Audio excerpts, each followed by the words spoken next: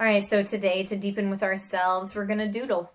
And right away that might be like, oh, awesome, or that might be like, oh, really? And that tells you something, right? But it's approachable. It's approachable. That's what I like about this one because it's so easy. It's not gonna take up a ton of your time. You can do it anytime, any place, anyhow, really. You could doodle in the dirt. You could doodle with, pen and paper, whatever you want, whatever you have, whatever you find on hand. But doodling, by very definition, kind of means that there's no goal. You're not trying to achieve any particular thing. You're just kind of letting your hand go where it will.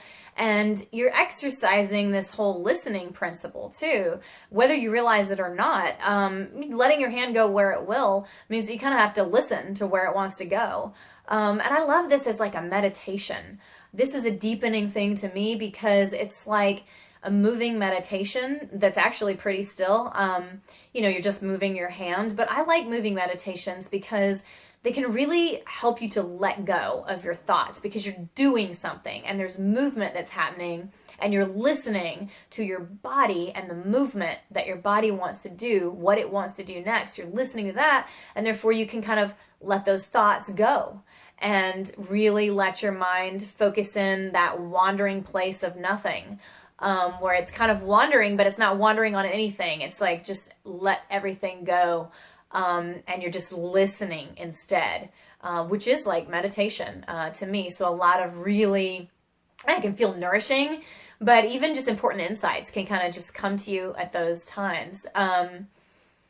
So there's that. Plus, I'm a metaphor lover, if you don't already know. I mean, if you haven't looked at our podcast, Life is the Metaphor is a podcast that I've got, and I love metaphors. So I'm going to say this can also be kind of a metaphor, or used like one. I guess metaphor might not be the right word. Really, it's more like investigative, like getting to know yourself kind of thing.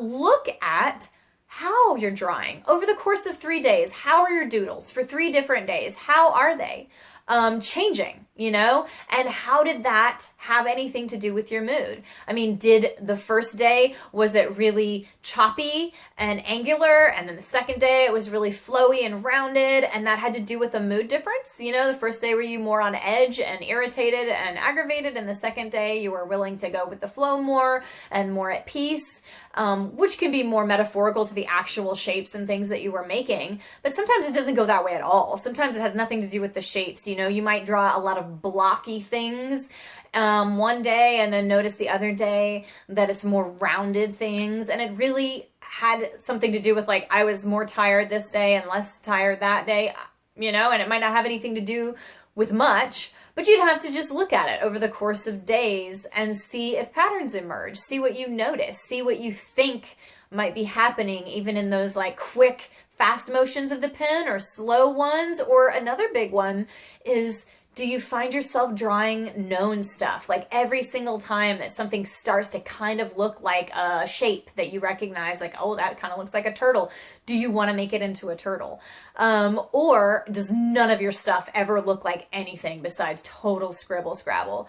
And that might be, indicating like, are you okay with the unknown and all your stuff is totally fine being in the unknown? Or do you like familiarity and you want things to look like things that you already know and you're not as okay with chaos and the unknown, stuff like that.